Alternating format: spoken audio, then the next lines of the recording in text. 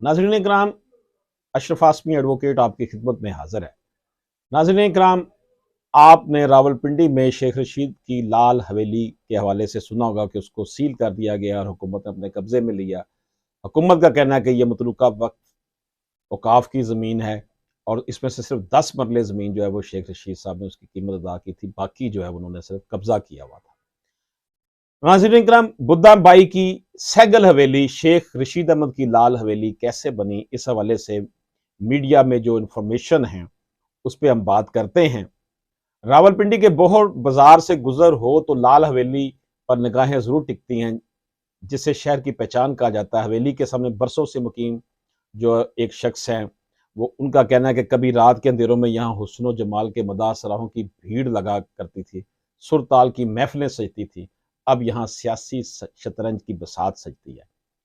लाल रंग में रंगी ये इमारत किसने बनवाई? शेख रशीद अहमद साहब के पास कब से और रावलपिंडी की बाकी इमारतों से कदर मुख्तलिफ इस रिहायश गाह की तारीख क्या है? नाज़रीन ग्राम, हवेली के आसपास दुकानों के थड़ों पर बैठे बुजुर्गों से हवेली से जुड़ी दास्तानें जो सुनने को मिलती हैं, तो महकमा औकाफ की तरफ इसका सिलसिला जाता है, जहां मौजूद एहलकारों ने कुछ कागजात दिखाए हैं कि हवेली के कुछ हिस्से, जिनमें मंदिर भी शामिल है, महकमे के पास है, जबकि एक हिस्सा शेख साहब का है। पीर की अलल सुबह रावलपिंडी के मतरूका वक्फ अमलाक ने लाल हवेली के 4 यूनिट सील कर दिए। ये चारों यूनिट ग्राउंड फ्लोर पर थे और महकमा औकाफ के मुताबिक इनमें से 2 यूनिट शेख रशीद अहमद, जबकि बाकी 2 यूनिट दीगर अफराद के कब्जे में हैं। मतरूका वक्फ अमलाक के अफसरान के मुताबिक लाल हवेली की बालाई मंजिल को अभी तक सील नहीं किया गया। शेख रशीद अहमद ने महकमा औकाफ की इस मुमकिना कार्रवाई के खिलाफ मकामी अदालत से हुक्म इम्तनाई हासिल करने के लिए दरखास्त दी थी, जिसे अदालत ने मुस्तरद कर दिया। शेख रशीद अहमद ने इल्जाम लगाया था कि इनके खिलाफ कार्रवाई सियासी बुनियादों पर की गई है। महकमा औकाफ की कार्रवाई के दौरान मकामी पुलिस और FIA के एहलकार भी लाल हवेली के सामने मौजूद थे। इससे कबल डिप्टी एडमिनिस्ट्रेटर मतरूका वक्फ अमलाक ने अवामी मुस्लिम लीग के सरबराह को 7 रोज में लाल हवेली खाली करने के लिए नोटिस जारी किया था। ऐसा ही एक नोटिस 2014 में भी इनको दिया गया था।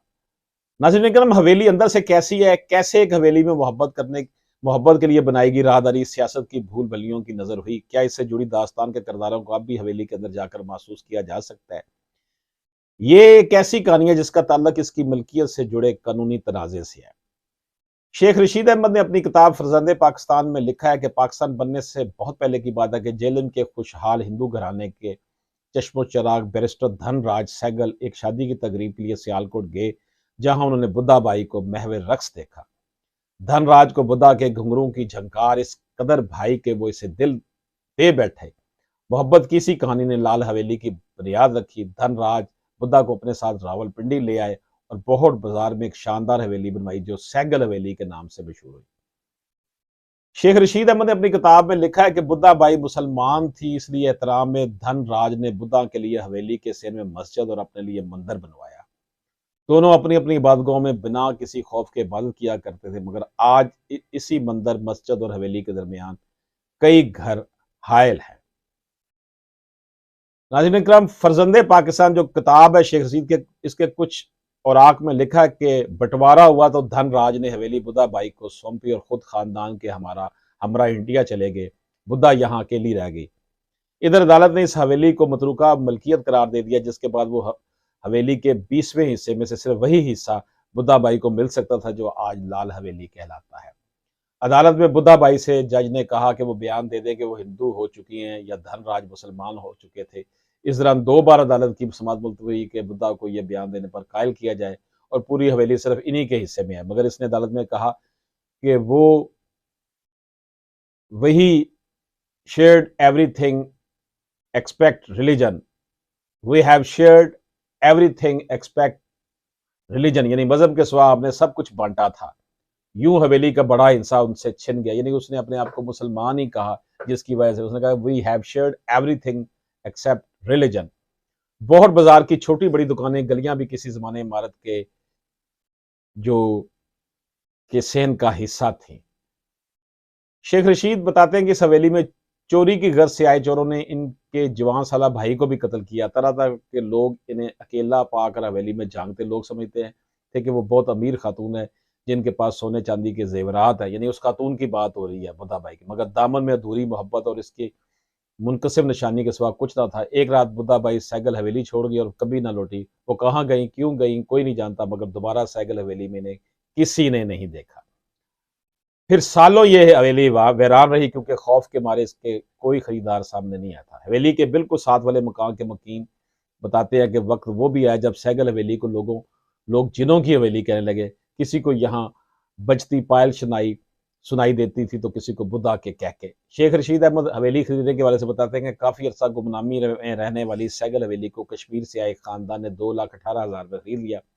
फिर खरीदने वाले ने शेख रशीद को 5.5 लाख में हवेली बेच दी। यूं सैगल हवेली कोड़ियों के भाव खरीद ली गई। हवेली को शेख रशीद ने सियासी सरगर्मियों का मरकज बना दिया। कई मुमताज सियासतदानों को दावत सुखन देने वाली बालकोनी भी तवज्जो का मरकज रही। इसी बालकोनी में नवाबजादा नसरुल्लाह, नवाज शरीफ, अल्ताफ सैद जैसे सियासतदानों ने अवामी इज्तिमा से खिताब किया।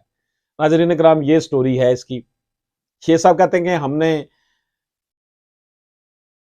कि ये मेरी सारी है, मैंने ही इसे बनाया है, और लेकिन हुकूमत का कहना है, मतरूका वक्फ बोर्ड का कहना है कि ये शेख साहब का सिर्फ 10 मरले जगह इसमें है। नाज़रीन, ये इसकी कुछ हिस्टोरिकल थी, क्योंकि ये एक क्राइम स्टोरी के साथ इसका रेलिवेंसी थी कि शेख साहब जो है इस लाल हवेली को क्यों नहीं छोड़े। तो हमने सोचा कि इस हवाले से जो मटेरियल हमें सोशल मीडिया पर दस्तयाब है कि ये बुद्धा बाई की सैगल हवेली थी, जिनकी दोस्ती एक हिंदू बैरिस्टर नौजवान से हुई थी, और जिसके जब वो हिंदू नौजवान तकसीम के वक्त पाकिस्तान छोड़कर चला गया, इंडिया चला गया, तो ये हवेली बुद्धा बाई को दे गया। तो इनसे पूछा गया कि अगर तो वो हिंदू हैं तो ये सारी की सारी आपको मिलेगी, अगर आपका रिलीजन मुसलमान है तो फिर आपको उसका हिस्सा मिलेगा जो इसे मिल सकता था।